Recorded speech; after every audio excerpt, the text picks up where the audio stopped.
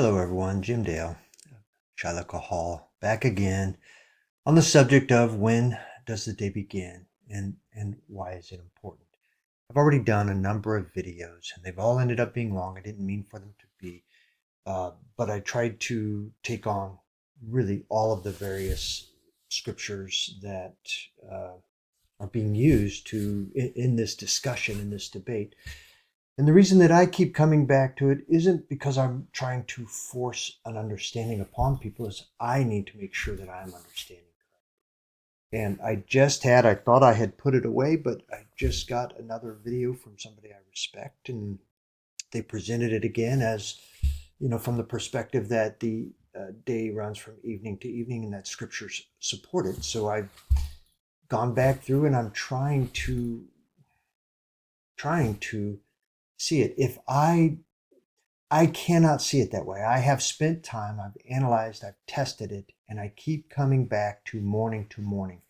And the arguments that are being given me as to why it's evening to evening do not stand up to the testing that I'm doing. Now, either I'm testing wrong, I've got wrong, faulty baselines, or maybe my reasoning and my analyzation is incorrect. I don't know, but somebody's going to have to show me where I'm wrong because I'm really struggling to see it. So with that in mind, I'm going to try to, rather than do a bunch of I'm sorry, rather than do all of them in one video, I'm going to take each scripture one by one and try to keep the video short so that people do not have to invest quite as much time. So I'm going to start with what I think is maybe the most important, and I think it's also the lowest hanging fruit. In other words, I think it's the simplest to see what I'm trying to say, and that's Leviticus 23 verses 26 through 32, and we're talking about the Day of Atonement. So let me get started. So here's the passage in question, Leviticus 23, and it seems good to just affirm for those who may not know what Leviticus 23 is all about. Well, we're talking about the Moedim, or the feasts of, the appointed times, or the feasts of Yahuwah, our Elohim. And the one that is driving this has to do with the Day of Atonement that starts in Leviticus 23, starting in verse 26. Well, let me start with some of the more basic scriptures, and I'm going to try not to spend much time because it really doesn't matter what we go to. Here's the NIV, which I'm going to look at, then I'm going to quickly look at the NLT, and then we'll jump over to the KJV, because who can really argue with the KJV? But they're all saying the same thing, and I could go through all of this. Here's the English Standard Version, the Berean Standard Bible, I believe it is, the New American Standard, Amplified, Holman Christian is in here some, but they're all pretty much doing the same thing. So let's start with the NIV because it's been a prevalent version for so long, and let's go down and read what it says here. It says, the Lord said to Moses, the 10th day of the 7th month is the Day of Atonement. Hold a sacred assembly and deny yourselves, and present a food offering to the Lord. Do not do any work on that day, because it is the Day of Atonement, when atonement is made for you before the Lord your God. Those who do not deny themselves on that day must be cut off from their people. I will destroy from among their people anyone who does any work on that day. You shall do no work at all. This is a lasting ordinance for the generations to come, wherever you live. It is a day of Sabbath rest for you, and you must deny yourselves. From the evening on the 9th day of the month until the following evening, you are to observe your Sabbath. I'm going to quickly, and then I'm going to outline it in a few moments here, but the Day of Atonement is the 10th day of the 7th month. But from the evening on the 9th day, and then from evening to evening, we are to observe a Sabbath. And these are the two passages that are causing our discussion here. And let's go to another version here. Let's go to the NLT and go read it real quick. 26 reads, Then the Lord said to Moses, Be careful to celebrate the Day of Atonement on the 10th day of that same month, 9 days after the Festival of Trumpets. They've added that. I didn't see that in the other passages. This is what we get into when we get into some of the modern translations. And they start from a paradigm. They start from a framework, a preconceived idea of how it ought to be, and then they translate according to it. And you just need to be careful as you're dealing with modern day translations. I suggest that I say this all the time, but you need to go to a literal translation. I personally am finding the Hallelujah scriptures or the Yah scriptures to be the best. Every time I test it, they are the most literal and the most true to the Hebrew and the Greek every time, it seems, every time that I go to test these versions. So I'm not going to bring it into this discussion because it's not, those aren't versions that people and translations that people broadly accept. But I will say to you that if you're really serious about testing the scriptures, it ought to be a part of your repertoire of tools. So here we are. Let's go finish this. You must observe it as an official day for a holy assembly, a day to deny yourselves and present special gifts to the Lord. Do no work during the entire day because it is the Day of Atonement, when offerings and purification are made for you, making you right with the Lord your God. All who do not deny themselves that day will be cut off from God's people, and I will destroy anyone among you who does any work on that day. You must not do any work at all. This is a permanent law for you, and it must be observed from generation to generation where you live. This will be a Sabbath day of complete rest for you, and on that day you must deny yourselves. This day of rest will begin at sundown on the 9th day of the month and extend until sundown on the 10th. Okay, it's worded differently, but it's the same thing. The Day of Atonement is on day 10 of that same month, or the 7th month. The Sabbath begins at sundown or evening on the 9th day and extends until sundown or evening on the 10th day. Let's just quickly go see what the King James does, but it'll be the same. And this will be the last one I do.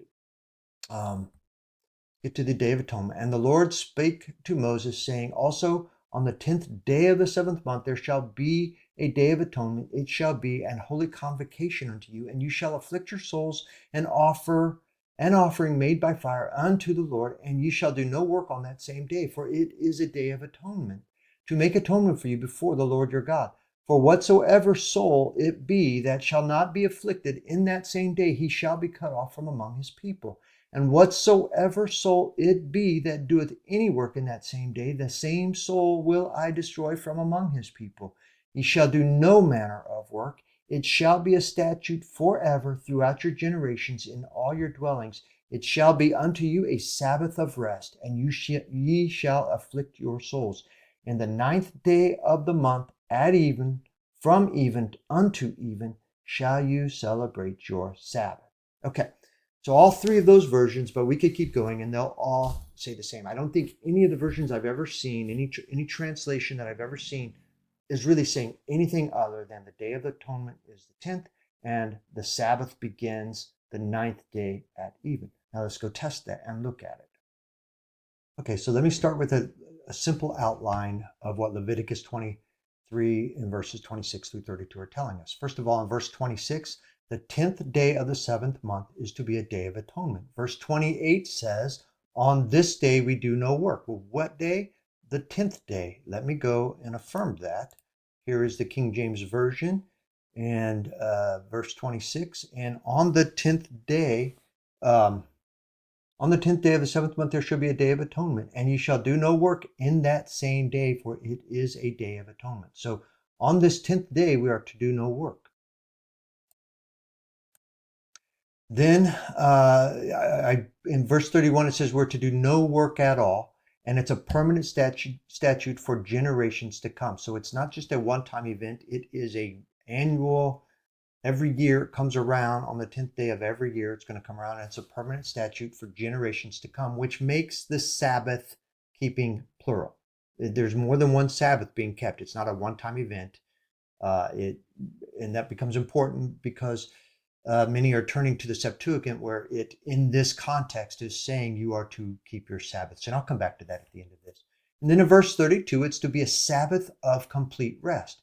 And this is what follows that, after it says the Sabbath of complete rest, is what people are using to affirm that this passage is teaching us, affirming that scriptures are telling us that a day runs from evening to evening. Because when it talks about this Sabbath of complete rest, it says, it shall be unto you a Sabbath of rest, and you shall afflict your souls. In the 9th day of the month at even, from even unto even shall you celebrate your Sabbath. That is the passage that they're saying is affirming an evening to evening day. to which I cannot abide. Let's reason this out now. Okay, so here is a simple illustration that I've created to express what I'm trying to say, to see if I can successfully illustrate it. But let me also just correct the statement that I made just a moment ago.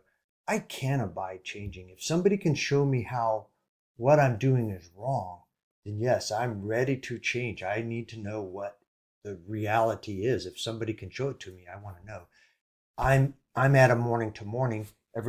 So many people are at evening to evening and using this passage as one of the proof texts for me. So I'm willing to change if what I'm doing and saying is wrong, and if somebody can show me that. So let me just show what I've done here. It's a simple illustration of day 9 and 10. Now I've isolated day 9 and 10, but it looks like this on the calendar. Here's day 9, which would be the 5th day of the week, and day 10, which would be the 6th day of the week. And so they're telling us that that the Sabbath will begin here in the evening on the 9th. So this is what it looks like on the calendar. But in my illustration, let me show you what I've done. First, the top portion of this is an evening to evening illustration starting in day 9. The bottom portion is a morning to morning illustration in day 9. And you can see that, unless I'm misunderstanding, I don't know how I would be, but if you're going to go evening to evening, the very first thing that happens on any day is evening. The sun goes down, it goes below the horizon, and you enter the new day and begin the new day. So the very first thing that is happening on day 9 is evening. So when scripture says, when it says in the 9th day of the month at even, then what it's telling us is here. The very first thing that happens on day 9 at even is that we are to begin keeping our Shabbat at even. And then if you follow that rationale, it starts in the evening and we go through the first half of the day, which is nighttime, right? We have evening and then we have night, and then we have the day, the sun come up in the morning, and then we have 12 hours of daylight.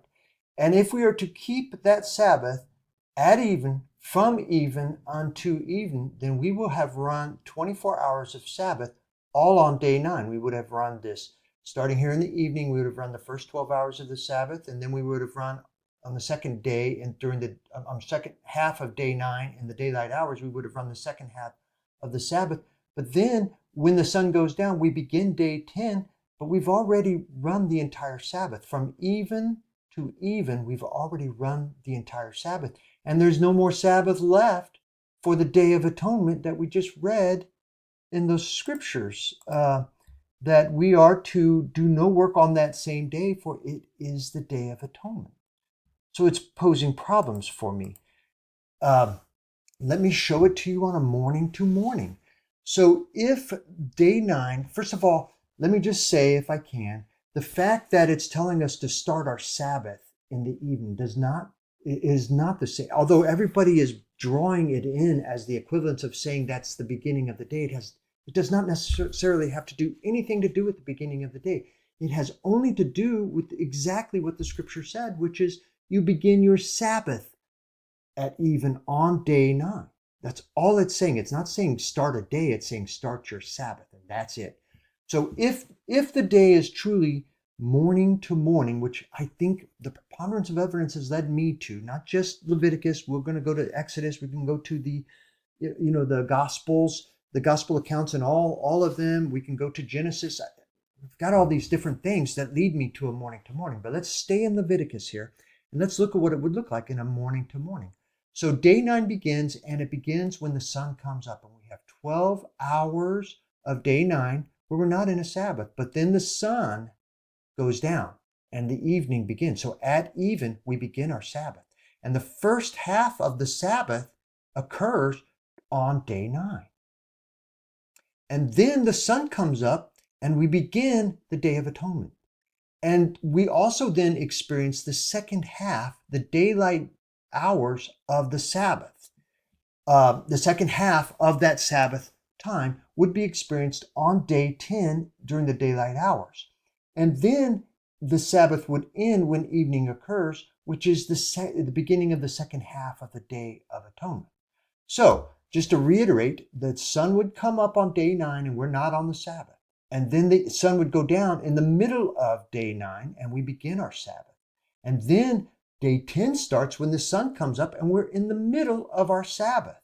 And then we continue our Sabbath until even, at which time the Sabbath ends, even though day 10 continues and we have the second half of day 10, where we're not necessarily commanded to keep the Sabbath on that second half as far as I can tell, but clearly we are commanded to keep Sabbath on day 10. At least portions of it need to be Sabbath, if not all of it, but certainly portions of it. And morning to morning solves that. Morning to morning solves the beginning of the Sabbath in the middle of day 9 and running until the next evening, which would be in the middle of day 10.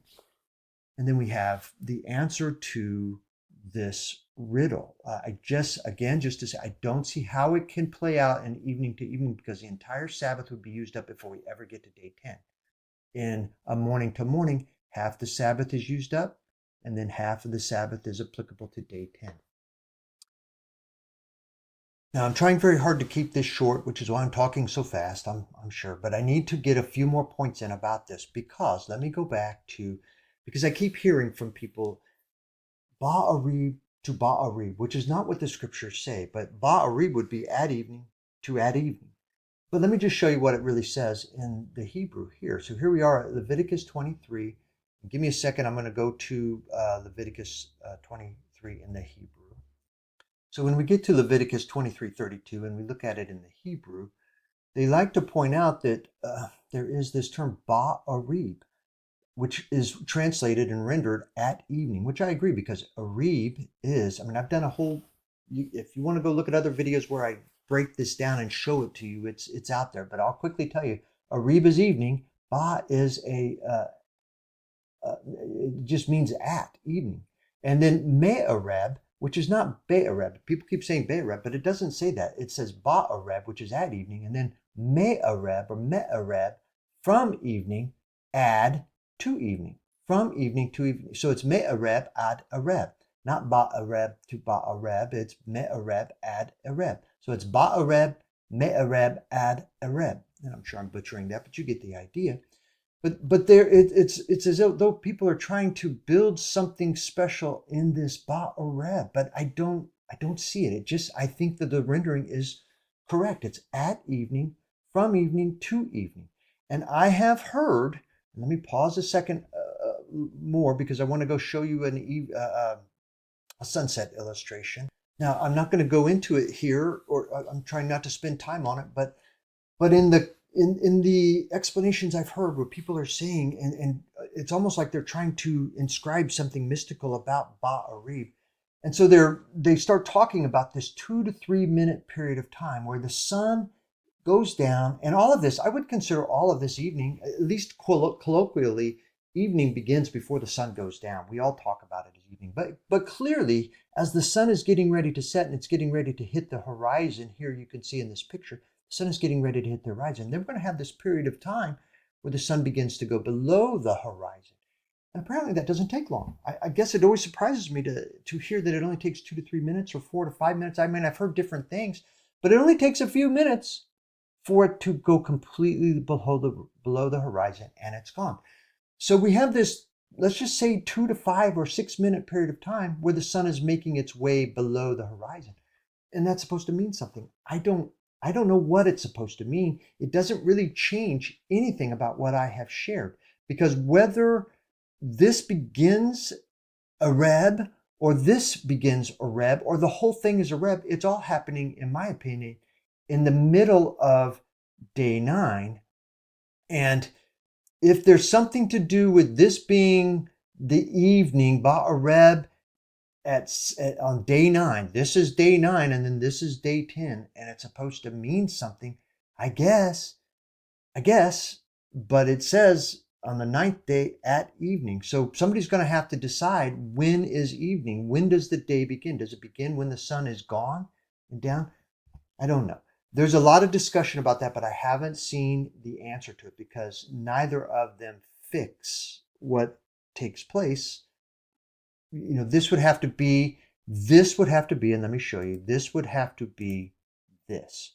This would have to be the sunset going down here on day 9. And then when it goes, I'm sorry.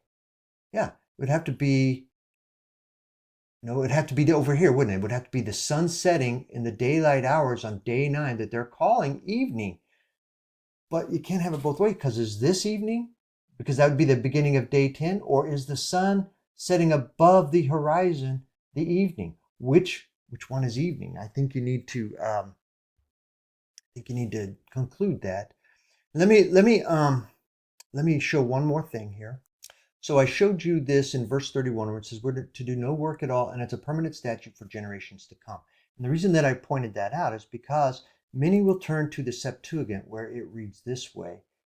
This is the Septuagint, chapter 23, verse 32 here. It shall be a holy Sabbath to you, and ye shall humble your souls from the 9th day of the month. From evening to evening ye shall keep your Sabbaths. It's plural. So many are taking the Sabbaths to mean that in Leviticus 23 here, it's referencing not just the Sabbath associated with the Day of Atonement, but the weekly Sabbaths, the Sabbaths throughout the year, because it's a plural Sabbath. Well, that's a possibility, but it doesn't seem like a probability, because that's not the context here. The context is the Day of Atonement, Sabbath, and we are to be keeping it throughout the generations, a perpetual moedim. And so when it says in the Septuagint, from evening to evening we shall keep our Sabbaths, they can just as easily be talking about plural Sabbaths, meaning every year when the Day of Atonement comes around, we are to keep it from evening to evening, every year that that Day of Atonement comes around. It does not have to mean the weekly Sabbaths at all. To go there is reading something into it, in my opinion, and it's certainly not context. If you're into context, the context here is the Day of Atonement, and not the day, not the 7th day Sabbath that we're to keep every week. So, okay, so basically a 22 to 23 minute video, longer than I had hoped for, but I needed to get this in, and I'm trying to keep it succinct, and hopefully we achieve that. So thank you, and may you be Baruch.